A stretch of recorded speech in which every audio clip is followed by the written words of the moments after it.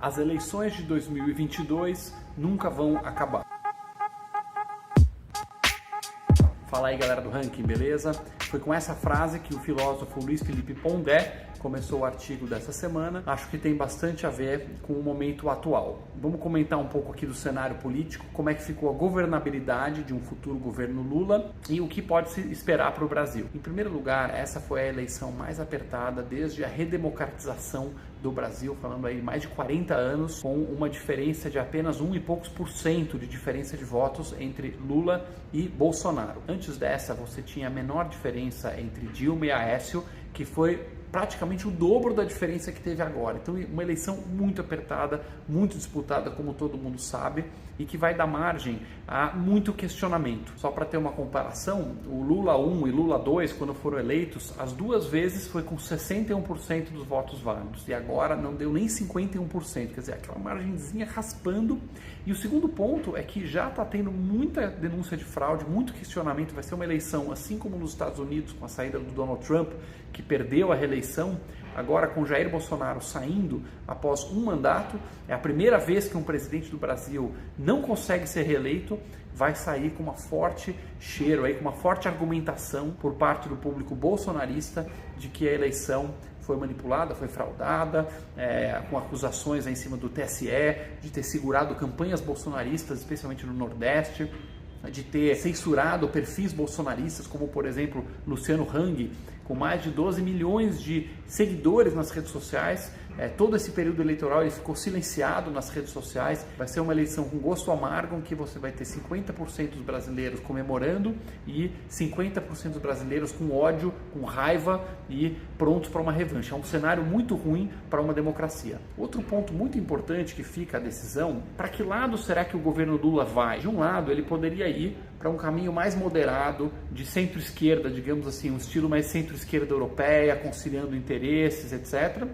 Mas, por outro lado, por outro extremo, ele poderia apertar lá o botão Venezuela, botão Argentina, modo hard, e levar o Brasil para uma radicalização maior ainda e para o buraco. Como a gente comentou antes, no Congresso, o cenário não foi muito favorável para a esquerda. A esquerda estava esperando, na esteira de uma vitória, como diziam as previsões, uma vitória esmagadora do Lula, carregar uma série de assentos no Congresso e no Senado para formar uma maioria, uma chance de implementar os seus projetos. Não foi isso que aconteceu. O principal partido político hoje no Congresso é o PL, do atual presidente, futuro ex-presidente Bolsonaro. O PT ganhou algumas poucas cadeiras, o PSOL ganhou algumas poucas cadeiras, o PSB, que é um outro de esquerda, perdeu. Então, no agregado, a esquerda ficou praticamente, a esquerda raiz, mesmo esquerda ideológica, praticamente do mesmo tamanho. Hoje, na Câmara dos Deputados, dos 513 deputados, você tem 1/4, 25% esquerda. E no Senado, você tem apenas 19%, menos de 1/5. Quer dizer, a cada 5 senadores, somente um é de esquerda. Você tem mais ou menos metade independentes, de centro,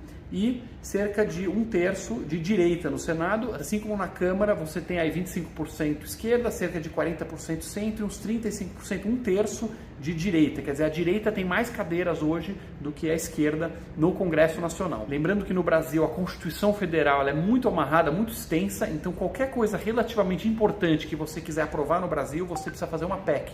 Você precisa fazer uma PEC, uma proposta de emenda constitucional. Então não é simplesmente uma lei ordinária, uma lei simples. A lei simples você pode passar com maioria. A PEC necessita de 3/5, ou seja, 60% da Câmara. Para passar uma PEC, um governo Lula teria que ter toda a esquerda, 100%, ninguém votando contra, e todo o centrão, 100%, não deixar um de fora para poder ter os 3/5. Assumindo que o pessoal da direita não se bandeie para o governo, coisa que não é totalmente segura, porque a gente sabe que no Brasil muitos deputados e senadores vão atrás de grana, vão atrás de quem tem cargo, quem tem caneta, quem tem tetinha, mas é uma situação que não facilita muito um governo Lula fazer muitas mudanças radicais a princípio. Então essa é a encruzilhada que nós nos encontramos.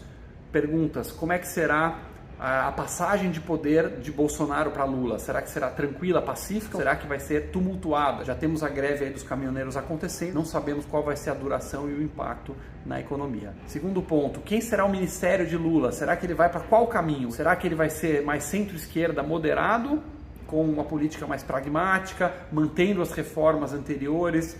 Claro que vai retroagir em algumas coisas, as suas políticas, colocar um pouco mais de ministérios, um pouco mais de papel do setor público, mas sem grandes radicalismos? Ou será que ele vai realmente apertar o botão Venezuela, com a tentativa de regulamentação da mídia, a destruição do teto dos gastos, abrindo espaço para mais buracos e mais inflação, disparada na quantidade de ministérios, loteamento de cargos, colocando apadrinhados, amigos, companheirada nas estatais, nos ministérios. Será que nós veremos um controle um pouco maior por parte da sociedade, do Congresso, sobre a corrupção? Ou será que a corrupção voltará a correr solta no governo federal? Programa de privatizações das estatais, podemos esperar o fim total disso? Será que vai acontecer reestatizações com o aprofundamento dos buracos nas estatais? Um buraco esse que vai ser enviado a conta para você, cidadão, pagar a conta?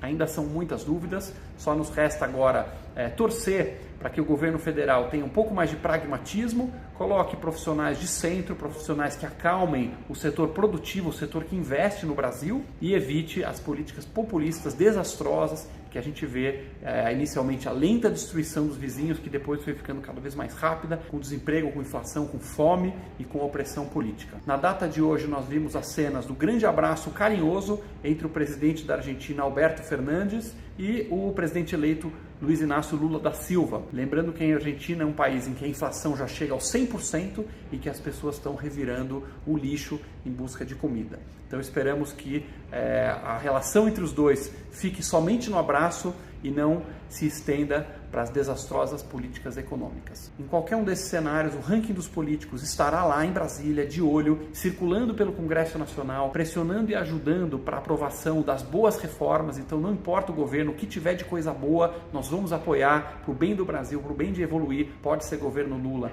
governo Bolsonaro. Se a medida for boa, nós estaremos lá ajudando a pressionar para o Congresso aprovar. E se forem medidas ruins para o Brasil, medidas que ampliem a corrupção, o privilégio, o desperdício na máquina pública, o ranking dos políticos fará tudo ao nosso alcance para bloquear e fazer com que o Congresso Nacional seja uma verdadeira barreira contra aventuras populistas que possam destruir o Brasil. Se você gostou desse vídeo, siga o Ranking dos Políticos nas redes sociais.